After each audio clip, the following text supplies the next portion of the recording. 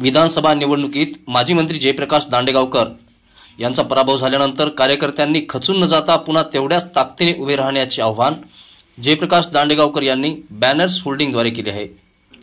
त्याचबरोबर मतदारांचे आभारही मानले आहेत। हिंगोली जिल्ह्यातील सर्वांचेच लक्ष लागलेल्या वसमत विधानसभा मतदारसंघामध्ये राष्ट्रवादी विरुद्ध राष्ट्रवादी अशी लढत झाली असून राष्ट्रवादी शरदचंद्र पवार गटाचे माजी मंत्री असलेले जयप्रकाश दांडेगावकर यांचा 78,067 मते मिळाली। त्याचबरोबर 29,588 मतांनी त्यांचा या निवडणुकीमध्ये पराभव झाला। परंतु पराभवानंतर जयप्रकाश दांडेगावकर यांनी खचून न जाता बॅनर्स आणि होल्डिंग्सद्वारे मतदारांचे आभार मानले आहेत। नेमकं जयप्रकाश दांडेगावकर या होल्डिंग्सद्वारे काय म्हणाले?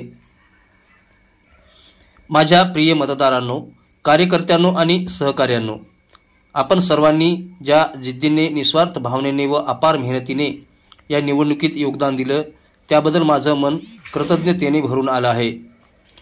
आपल्याला यश मिळालं नाही, पण ही हार आपल्याला थांबवणारी नाही।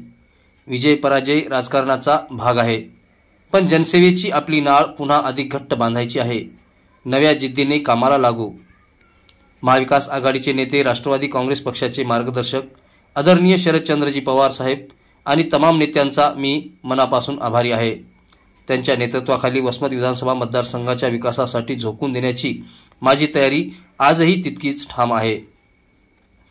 झालेल्या निवडणुकीत प्रत्यक्ष अप्रत्यक्ष मदत केलेल्या सर्वच कार्यकर्त्यांच्या कष्टाचं ऋण फेडण्यासाठी मी अधिक जोमाने पुढील प्रवास सुरू करेल। आपल्या सर्वांचे पुनश्च एकदा हृदयापासून आभार। आपलाच जयप्रकाश दांडेगावकर।